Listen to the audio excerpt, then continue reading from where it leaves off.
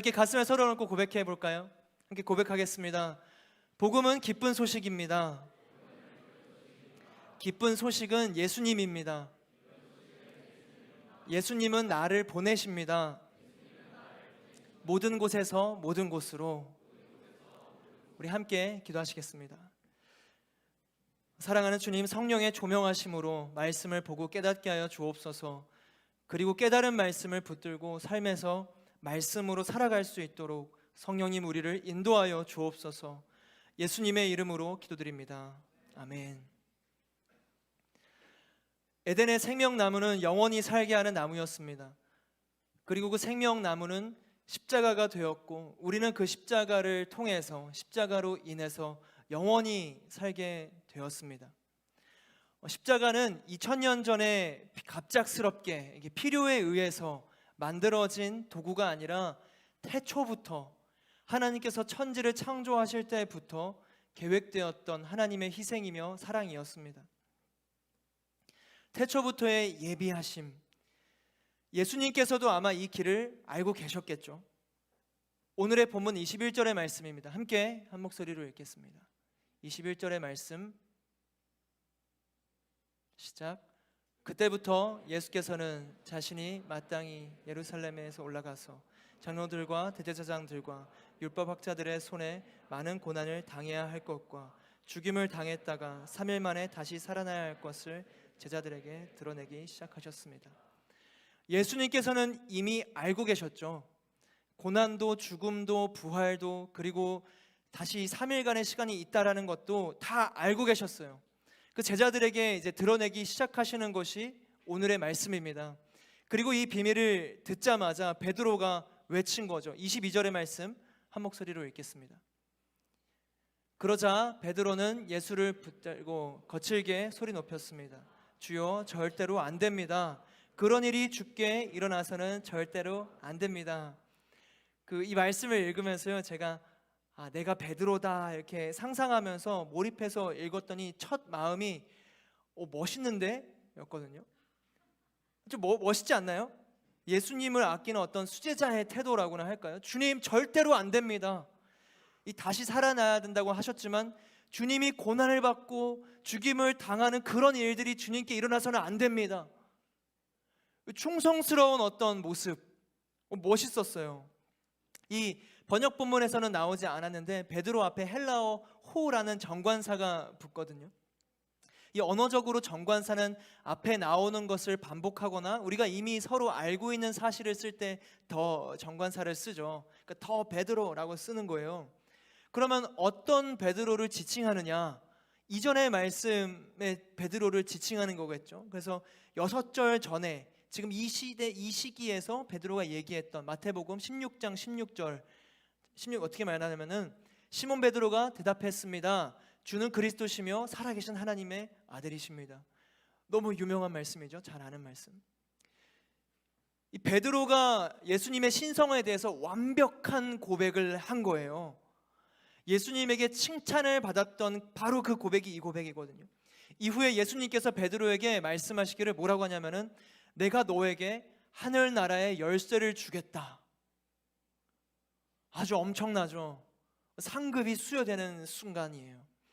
이 베드로는 아마 모든 제자들 앞에서 인정받는 이 1등 제자가 된 그런 느낌이었을 것 같아요. 그래서 얼마나 뿌듯했을까. 예수님이 그렇게 칭찬하시는데 나 정답 외쳤다. 봐라, 하늘나라의 열쇠가 내 거다. 나 있다. 너네 있냐. 그리고 이 기세를 몰아서 고난과 죽음에 대한 예수님의 말씀을 듣고 뒤에 외쳤던 거죠. 주여, 절대로 안 됩니다. 우리 주님께 고난과 죽음이라뇨, 안 됩니다 하고 예수님께서는 대답하시는 거예요. 베드로한테 사탄아.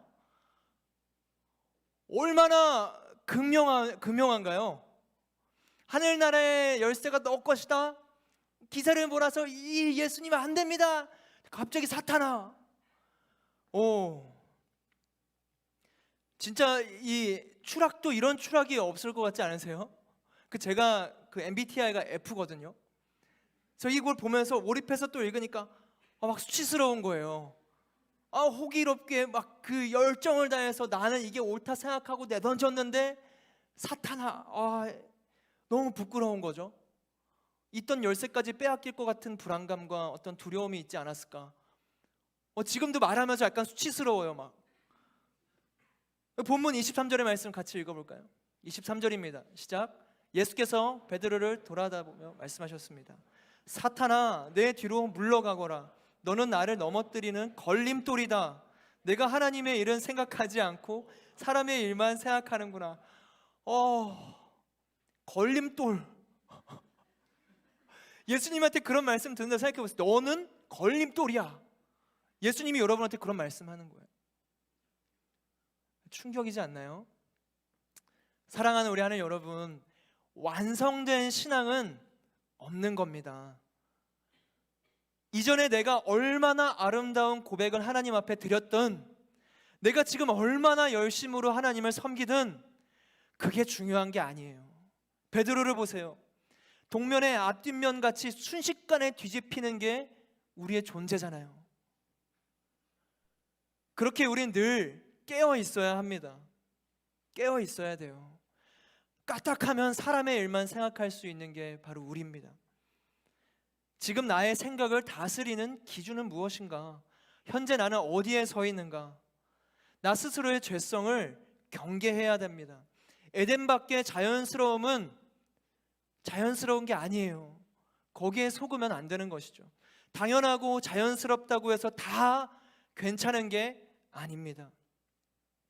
베드로의 이런 자연스러운 충성심, 스승에 대한 헌신적인 마음인데 예수님께서 말씀하셨던 거예요. 사탄아, 내 뒤로 물러가거라. 너는 나를 넘어뜨리는 걸림돌이다. 내가 하나님의 일은 생각하지 않고 사람의 일만 생각하는구나.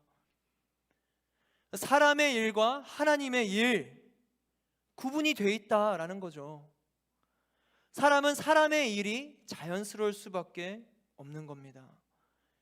베드로가 멋있어 보이죠. 우리가 생각할 땐 그렇지만 하나님의 관점에서는 아니었던 거예요. 예수님께서 맡기시는 하나님의 일은 사람의 일과 분명히 다릅니다. 구별돼요. 사람의 문화, 사람의 생각, 우리의 기준, 그것과는 다릅니다. 사람의 일과 하나님의 일은 나뉘어져 있어요. 그럼 하나님의 일을 생각한다는 것은 무엇인가? 예수님께서 이어서 말씀하십니다. 우리 24절의 말씀 함께 보도록 하겠습니다. 시작. 그때 예수께서 제자들에게 말씀하셨습니다. 누구든지 나를 따르려거든 자기를 부인하고 자기 십자가를 지고 따라야 한다.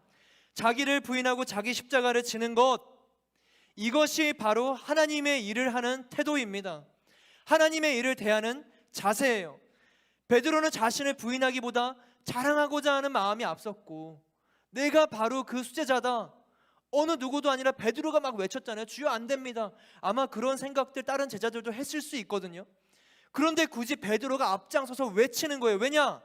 나의 충성심을 돋보이고 싶어 하니까, 나를 보여주고 싶어 하니까. 십자가보다 인간적인 충성을 구했습니다. 그러면 십자가를 진다라는 건 무엇인가? 우리 십자가를 지고 간다, 이런 얘기들 많이 하잖아요. 내 십자가를 지고 간다. 그런데 진짜 우리 삶에서 십자가를 지고 간다라는 건 뭔가요? 십자가를 지어본 적이 있으세요? 저도 아직 없는데 아마 어렸을 때 유년부에서 예수님 역할하는 사람들은 가끔 지었을 수 있을 것 같거든요.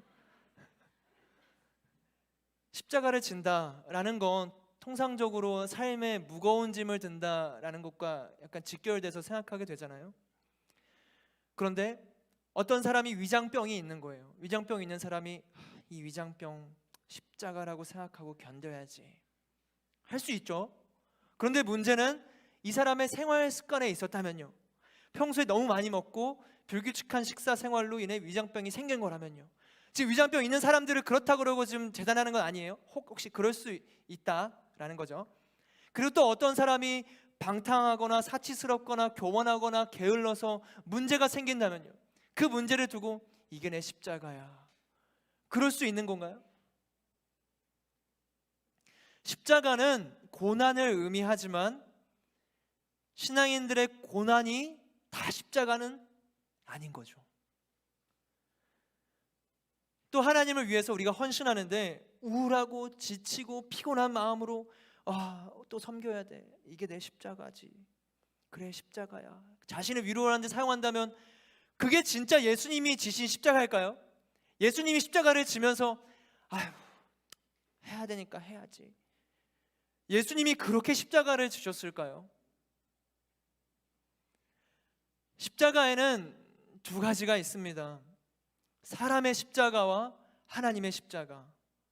사람의 일로 비롯되는 십자가가 있고 하나님의 일로 비롯되는 십자가가 있는 것이죠.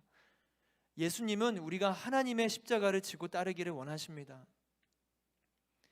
오늘 우리가 읽은 이 본문은요, 십자가의 길을 드러내셨던, 이 비밀을 밝혀 보이셨던 예수님의 첫 가르침이거든요. 처음으로 예수님이 십자가의 길을 드러내신 사건이 오늘의 말씀이에요. 그래서 우리는 십자가를 진다라는 게 무엇인지 오늘의 말씀을 통해서 더 가깝게 자세하게 알 수 있습니다. 다시 돌아와서 이제 21절의 말씀 다시 한번 읽어볼까요? 예수님의 그 말씀들 시작. 그때부터 예수께서는 자신이 마땅히 예루살렘에 올라가서 장로들과 대제사장들과 율법학자들의 손에 많은 고난을 당해야 할 것과 죽임을 당했다가 3일 만에 다시 살아나야 할 것을 제자들에게 드러내기 시작하셨습니다. 우리 21절 초반절 말씀만 다시 읽어볼까요? 초반절 말씀 시작. 그때부터 예수께서는 자신이 마땅히 예루살렘에 올라가서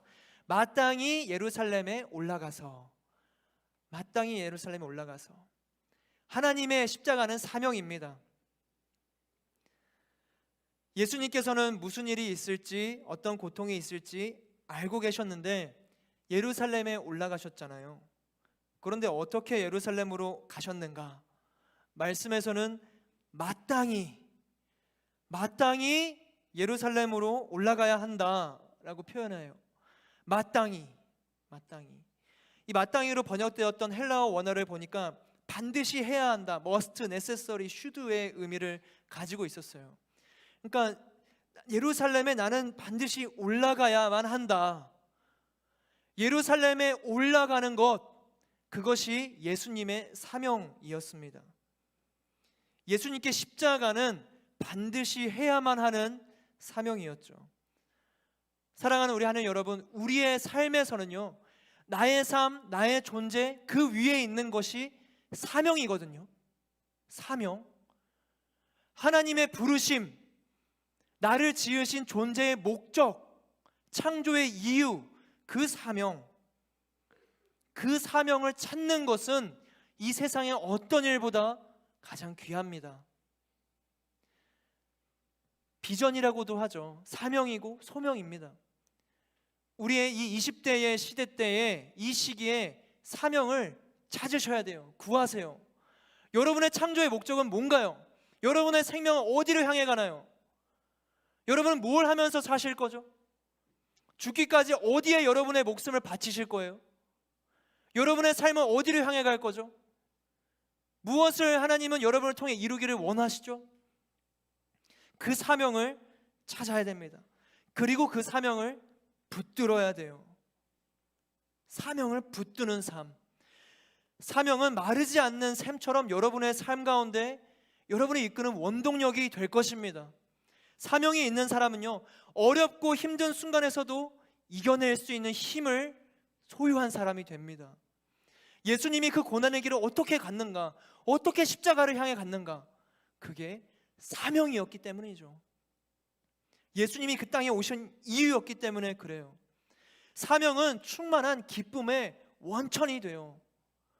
여러분의 삶에 기쁨이 없나요? 혹시 헤매고 계시고 복잡하고 어떻게 살아가야 할지 모르신다면 사명이 없다라는 것과 마찬가지거든요. 아니요, 사명이 없다는 게 아니라 사명을 발견하지 못한 거죠.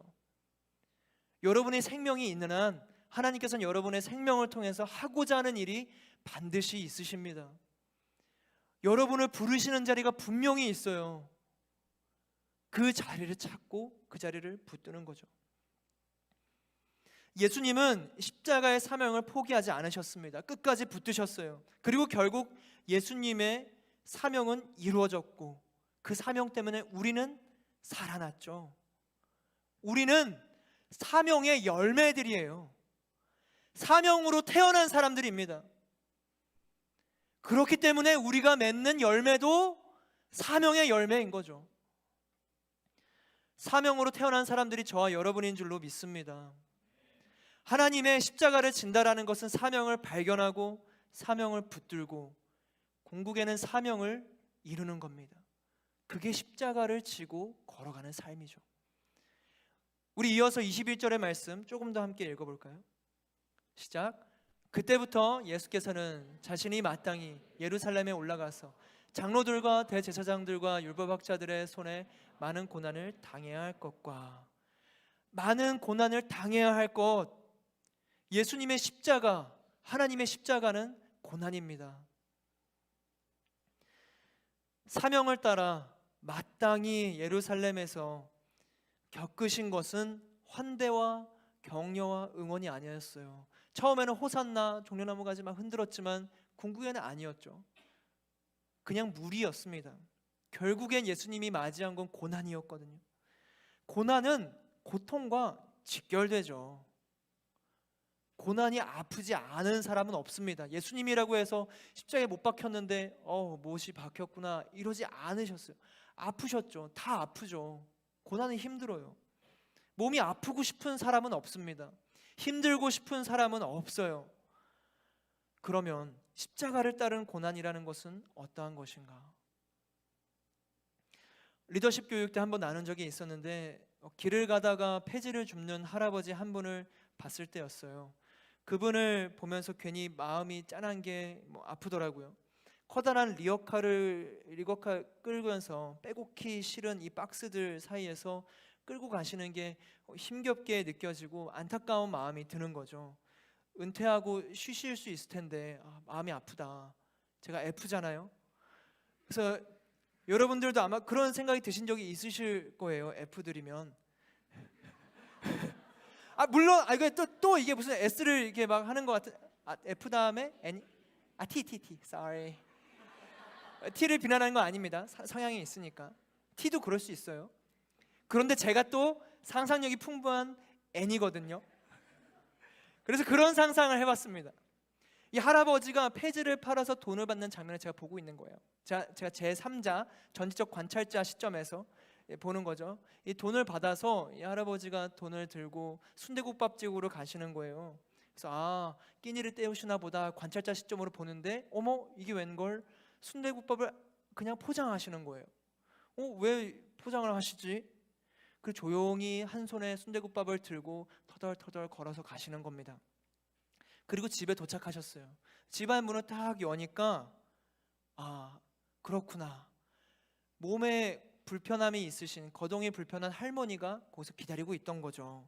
그래서 할아버지는 조용히 포장해온 국밥을 냄비에 넣어가지고 끓여가지고 이제 국자로 떠서 한 그릇을 할멈 이것 좀 드쇼 하고 딱 드리는 거예요. 상상이 되죠? 할머니는 한 숟가락을 떠서 딱 마시더니 웃으시는 거예요. 웃으시면서 나지막히 고맙소. 그리고 할아버지가 대답하시는 거죠. 맛있게 먹어줘서 고맙소. 폐지를 줍는 할아버지를 생각하면 안타깝고 안쓰럽지 않았나요? 그런데 할머니를 위한 그 희생으로 둔갑하는 변하는 순간 어때 보였나요? 할아버지가 느낌적으로 멋있지 않나요? 할아버지가 너무 멋있어 보이는 거예요. 희생의 가치로 인해 그 할아버지의 행동에 더 큰 의미가 부여되는 겁니다. 폐지를 줍는 행동은 똑같은데 할아버지의 힘겨움도 변함이 없는데 완전히 달라 보이는 거죠. 왜요? 사랑으로 비롯되는 고난이었어서, 사랑으로 시작되는 희생이었어서 이런 거더라고요. 고통에는 영광이 없지만 희생에는 영광이 있는 거죠.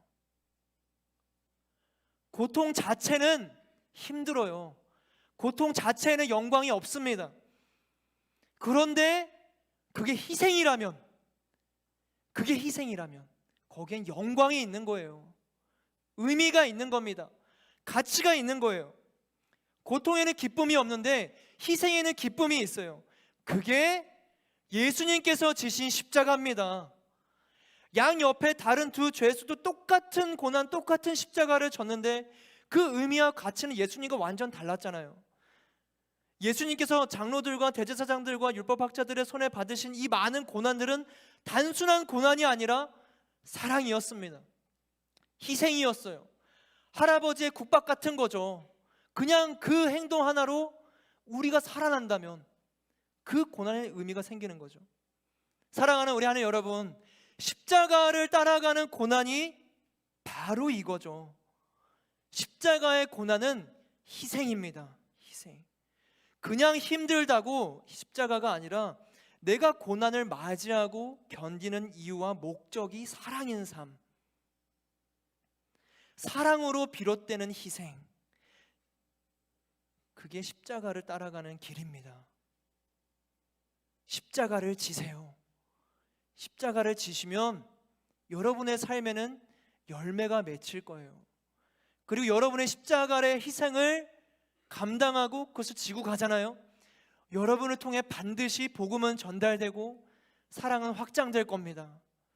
할머니가 웃으며 고맙다며 한 입 넘은 것처럼 여러분의 그 희생을 통해 누군가는 웃음꽃을 피게 되는 거죠. 십자가는 사랑이고 십자가는 희생입니다. 그 길에서 생명이 살아나는 거죠. 그렇게 될 수 있는 거예요. 십자가의 고난은. 우리 함께 이어서 21절의 말씀 계속 읽어볼까요? 시작. 그때부터 예수께서는 자신이 마땅히 예루살렘에 올라가서 장로들과 대제사장들과 율법학자들의 손에 많은 고난을 당해야 할 것과 죽임을 당했다가 십자가는 죽음이죠. 예수님은 십자가에서 죽으셨습니다. 죽음은 희생의 끝이죠. 끝.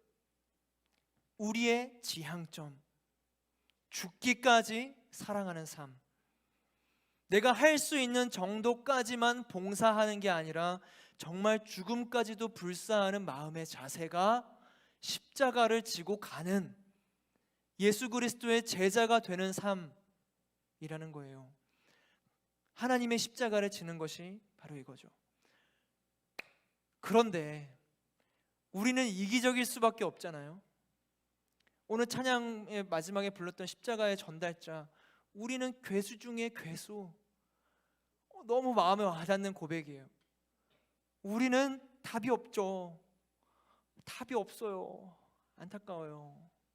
왜 답이 없을까? 천천히 생각해 보면 나를 아는 건 우주 속에 나밖에 없구나. 그렇지 않나요? 나를 아는 사람이 나보다 이 땅에서 더 있나요? 연인도 나를 모르고 부모님도 나를 몰라요. 내가 어떤 생각하는지, 무엇을 느끼는지, 어떻게 살아가는지. 우주 속에 나는 나를 알고 있는 유일한 사람입니다. 손톱에 들어온 가시가 사실상 우크라이나, 튀르키예 어떤 어려운 사람들보다 더 고통스럽게 느껴지는 거예요. 그게 우리의 실제입니다. 제가 최근에 카페를 갔는데 날씨 좋은 날 루프탑 카페여서 그런지 사람이 엄청 많았거든요. 웅성웅성 엄청 시끄러운 거예요. 그래서 제가 커피를 주문하려고 딱 가는데 그 웅성웅성 거리는 그 와중에 최종현 목사님 들리는 거예요. 뒤돌아보니까 이전 여호수아 공동체 지체분들이 거기 계시더라고요. 수많은 사람들 중에 있다는 것도 놀랐는데 더 놀랐던 거는 제 이름을 제가 들었다는 거. 그 시끄러운 와중에 제 이름은 들리더라니까요. 너무 신기한 거예요. 그게 우리입니다. 우리 무의식 중에도 나는 나에게 집중되어 있어요. 그런 우리가 어떻게 희생할 수 있을까? 어떻게 십자가를 지고 죽음까지 불사할 수 있을까? 다른 이를 위해 죽는다는 게 가능이나 한 걸까 싶은 거죠. 너무 이상적인 거 아닌가? 우리의 머릿속에는 상형관이 각자 하나씩 있습니다. 심리학에서는 이 상형관을 철학자 데카르트의 이름을 따서 데카르트 극장이라고 불러요. 이런 모습인데요. 그러니까 이런 거죠. 우리의 모습에는 이런 상형관이 있는 거예요. 마음의 눈으로 볼 수 있도록 사물이 제시되는 정신적인 화면 혹은 무대가 바로 이 데카르트 극장이죠. 이 극장에 나오는 송출되는 그림과 화면들은 공유하는 것도, 그리고 좀 전에 본 것과 같은 것을 보는 것도 어렵습니다. 우리 한번 눈을 감고 바다를 떠올려 보시겠어요? 바다 철썩철썩. 이제 눈을 떠보세요. 그 떠올랐던 이미지 있으시죠? 그게 여러분의 데카르트 극장에서 상영된 그림이라는 거예요. 아마 우리 모두가 다른 바다를 떠올렸을 거거든요. 그리고 그 바다를 공유한다라는 건 우리 안에서 불가능합니다. 제가 떠올렸던 바다를 여러분이 떠올린다는 건 불가능하죠. 그리고 여러분도 다시 그 똑같은 바다, 완전히 똑같은 모습의 바다를 떠올린다는 것도 불가능에 가깝습니다. 우리는 모두 다른 화면을 보고 살아가요.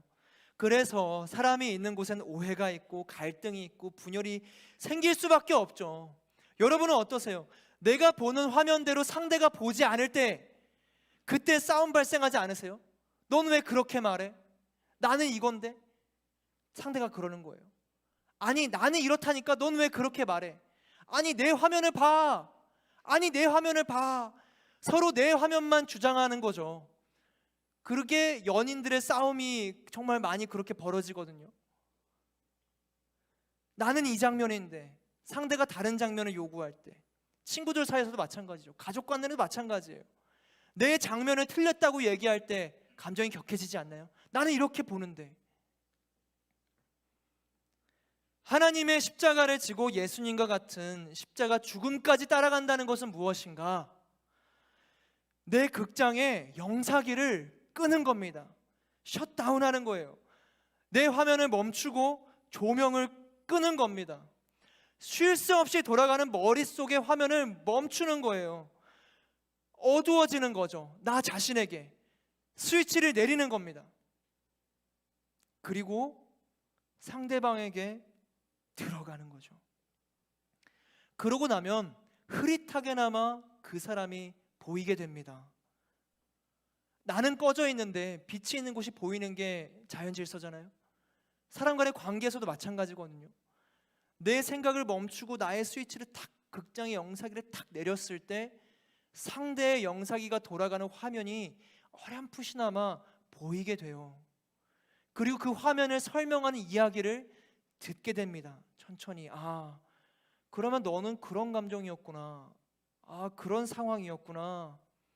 너의 삶에 그런 이야기가 있었기 때문에 그런 식으로 반응했었구나가 이해되기 시작합니다. 내 권리를 내려놓고 상대를 보는 거죠. 예수님이 그러셨어요. 예수님이 하나님과의 동등됨을 기득권으로 여기지 않고 자신의 존재를 멈추고, 자신의 본질을 멈추고 스위치를 내리고 인간의 존재가 되셨어요. 우리를 보러 오셨습니다. 성육신을 했어요. 우리는 그 사람에게 들어갈 수 없는데 예수님은 우리에게 들어오신 거예요. 우리의 화면을 보러 오셨어요. 분명히 하나님의 아들이고 완전히 모든 것을 아는데 그 기득권을 다 버리고 오신 거예요. 성육신이 죽음의 시작이었습니다. 이 십자가만 죽는 게 아니었어요. 예수님은 존재 자체부터가 죽음의 시작이셨던 거거든요. 십자가에서만 죽기로 결단한 게 아니라 원래 죽음으로부터 시작하신 게 예수님의 존재입니다. 그렇게 태어난 게 우리인데, 그것을 명확하게 알면 우리는 극장의 영사기조차 내리는 것을 어려워할 게 있나요? 내리는 거예요. 그리고 아마 여러분 다 아실걸요. 내가 죽으면 모든 관계가 회복된다라는 거, 내가 죽으면 생명이 살아난다라는 거, 내가 멈추면 관계가 회복된다라는 거 경험하지 않으시나요? 내가 잠깐만 예수님의 십자가 앞에 내가 영사기를 내리면, 나를 주장하지 않으면 상대가 살아나는 것을 보게 됩니다. 이걸 다 알아요. 우리는 그런데 행하는 게 어렵죠. 그것이 우리가 지향하는 십자가의 죽음입니다. 나를 멈추고 내 극장의 영사기를 끄고 모든 조명을 내리는 것. 한 알의 밀알이 떨어졌을 때 수많은 열매를 맺는다 하잖아요. 그거는 실제입니다. 죽으면 많은 열매가 맺혀요. 사랑하는 우리 하늘 여러분, 여러분이 가는 곳곳마다 이 사소한 죽음, 나의 생각을 내리는 스위치를 끄는 손동작 하나만한 이 사소한 죽음을 날마다 행하시기를 주님의 이름으로 축복합니다. 그럼 여러분이 가는 곳곳에 생명이 살아날 수밖에 없어요. 저는 확신합니다. 스위치를 내리십시오. 우리 이어지는 21절의 말씀 마지막으로 함께 보도록 하겠습니다. 함께 읽겠습니다. 시작.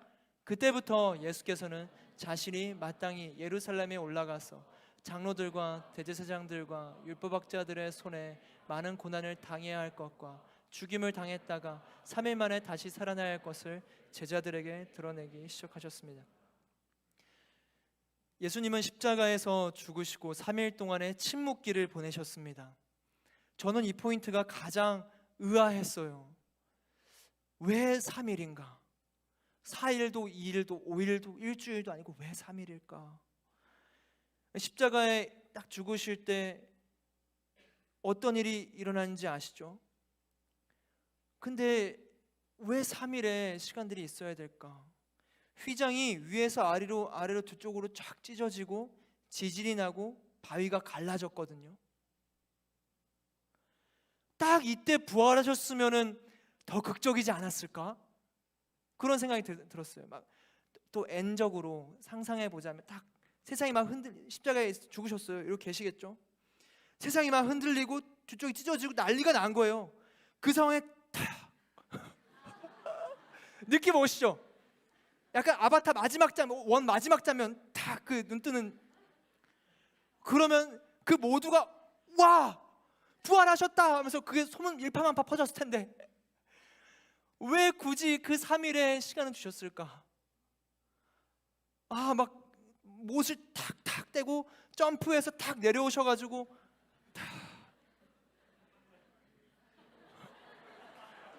느낌 오시죠? 임팩트 있지 않나요? 저만 그렇게 생각하는 건가? 영화를 너무 많이 봤나? 3일간 왜 그러셨을까? 마지막 하나님의 십자가 3일 만에 다시 살아나야 하는 것, 십자가는 기다림이기 때문에 그렇습니다. 십자가의 완성은 부활이죠. 부활 없이 십자가는 그냥 형벌입니다. 그런데 십자가부터 부활까지 3일이라는 시간이 있었어요. 저 왜 3일일까 해서 뭐 삼위일체 하나님이 세 분이시니까 3일일 수도 있고, 물고기 뱃속에서 요나가 3일간 있었는데 내가 보여줄 건 요나의 표적밖에 없다 해서 그 3일일 수도 있고 생각하다가 이 숫자는 그렇게 중요한 것 같지 않다라는 결론에 다다르게 됐어요. 중요한 건 십자가의 완성에 기다림의 시간이 있었다라는 거거든요. 기다림. 그럼 또 왜 기다림이 있어야 됐을까? 기다림이 힘들지 않나요? 기다림이 힘들어요. 버스나 지하철 기다리는 것도 힘들어요. 핸드폰이 있어서 그나마 버틸 만한 거지, 경의중앙선 한 번 놓치면 20분 기다려야 되는 거거든요. 쉽지 않아요. 굉장히 고통스럽습니다. 유튜브 광고 기다리는 거 프리미엄들이 이해 못해요. 요즘엔 15초까지 기다려야 돼요. 힘들어요. 돈은 쓸자니 그것도 아까워서 못 쓰겠고 막 별의별 생각이 다 들어요. 그리고 여러분 뭐 대학교를 가실 때나 회사를 갈 때나 합격 발표를 기다리는 거 지쳐요. 기다리는 거. 근데 이렇게 생각하다 보니까 기다림 또한 창조의 질서 중에 하나더라고요. 그러니까 기다림이 없는 게 없어요. 사람이 자라나는 것도 기다림이고, 신호등에도 기다림의 노란불이 있고, 흙으로 덮여있는 씨앗이 발아하기까지도 또 기다림의 시간이 있어요. 그리고 빛이나 소리가 전달되는 것도 기다림을 통과해야 되거든요. 광속이라는 속도가 빠르긴 하지만 우리가 눈치챌 수도 없지만 사실 빛이 시작해서 닿는 데까지 순간이라도 기다림이 필요한 거죠. 그러니까 이 세상을 보면요, 시간을 통과하지 않는 요행은 없습니다. 우리는 다 시간을 통과해야 되는 존재들이에요. 그렇다면 신앙은요? 신앙도 마찬가지죠. 신앙에도 기다림이 있어요. 에덴에서부터 십자가까지의 기다림, 십자가에서 부활에까지 기다림, 예수님을 닮아 성화하는 우리의 성화의 과정 속에서의 기다림, 그리고 예수님 다시 오실 때까지의 기다림. 십자가는 기다림으로 완성됩니다. 기다리는 거예요. 기다림에는 두 가지가 있습니다. 불안한 기다림과 설레이는 기다림이에요. 우리는 자주 이 기다림의 시간을 단축하고 싶어 하지 않나요? 경의중앙선 20분이 5분이 됐으면 좋겠고, 왜 이렇게 배차 간격이 긴 것인가 줄이고 싶어요. 기도할 때도 마찬가지거든요. 바로바로 응답이 됐으면 좋겠죠. 그리고 그 기다림이 길어질수록 초조해집니다. 초조해져요. 불안해져요. 그러니까 왜 초조해지고 왜 불안해지는가 곰곰이 생각해 보면 믿음의 부재죠. 믿음의 부재입니다. 결과에 대한 미래적 불안이 생겨서 현재에 영향을 미치게 되는 거예요. 오늘의 말씀을 보면 예수님께서 분명히 3일 뒤에 다시 살아날 것을 이제 말씀하셨거든요. 3일 뒤에 살아날 거다. 뭐 절대 영원히 죽는 게 아니에요. 그런데 베드로는 주여 절대로 안 된다고 소리치고 나중에는 예수님을 부인하기까지 했죠. 그 후에 기다림의 시간을 믿지 못했어요. 3일 뒤에 부활할 것이다 분명히 들었음에도 그거를 믿지를 못했어요. 그래서 베드로는 본업으로 돌아가서 또 물고기를 잡거든요. 베드로의 기다림은 아마 고통이었을 거예요. 그리고 제자들 중에서도 부활하신 것을 의심하는 사람들이 있었습니다. 불안한 기다림은요, 고통이에요. 불안한 기다림은 두렵습니다. 그러나 이 설레이는 기다림은 축복이 됩니다. 축복이. 저희 MC단 중에 한 명이 어느 누구라고 말할 수 없지만 아직 학교를 다니고 있거든요. 그런데 취업 원서를 이번에 냈다가 어머나 회사에 합격을 한 거예요. 최종 합격을 했어요. 더 놀라운 소식 알려드릴까요? 9월에 입사한대요. 부럽죠? 그러면 이제 단순 계산은 지금 4월이니까 9월 5개월의 기다림의 시간이 있거든요. 이 5개월의 기다림 시간, 입사하기까지 어떨 것 같으세요? 불안할 것 같으세요? 야, 태연이 고맙다. 야, 나도 같은 마음이거든. 설레죠. 설레는 거예요. 이 기다림의 시간 어떻게 보내야 되지? 여행을 가나? 어떻게 해야 되나? 취업도 어려운데 그쵸? 우리 태연이가 아주 잘 알고 있어요. 마음이 편하죠. 이 시간 동안 뭘 할까? 저까지 기대되고 설레는 거예요.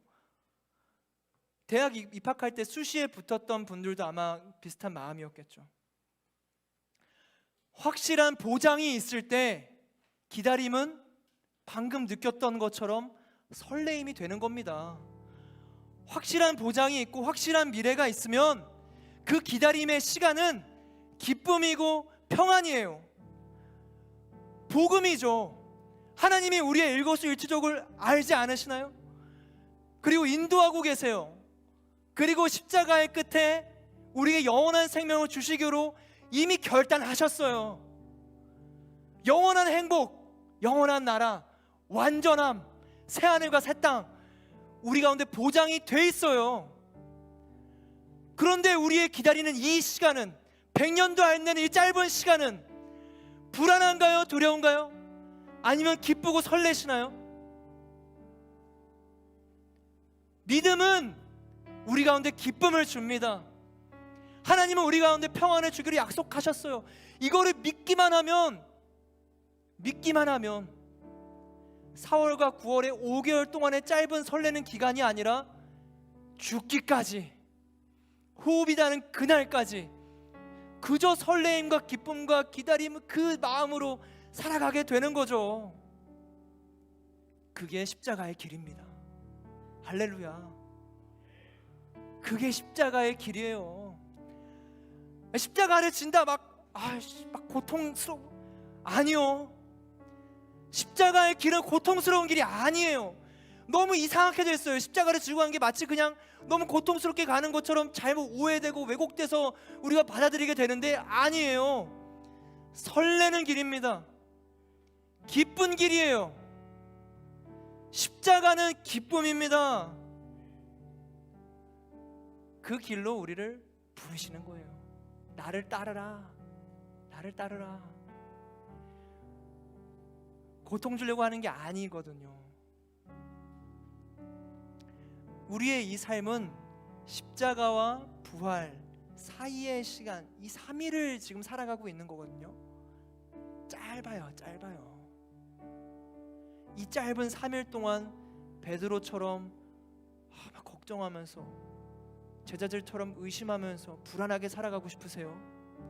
아니면 기쁘게 살아가고 싶으세요? 여러분의 믿음의 결단, 그 한 발자국이 너무나 중요한 거예요. 사랑하는 우리 하늘 여러분, 지금 여러분이 어떤 시간의 단계를 지나가고 있던지 기대하세요. 기대하십시오. 지금 이 3일간의 침묵기라 할지라도 설레임으로 기다리세요. 십자가의 길을 따라가는 삶에는 부활의 영광이 예비되어 있습니다. 십자가의 길에는 영원한 생명이, 하나님 나라가, 관계의 회복이, 기쁨이, 영광이 있어요. 세상이 줄 수 없는 가치와 의미가 십자가의 길에 있습니다. 누구든지 나를 따르려거든 자기를 부인하고 자기 십자가를 지고 따라야 한다. 예수님께서 여러분을 부르십니다.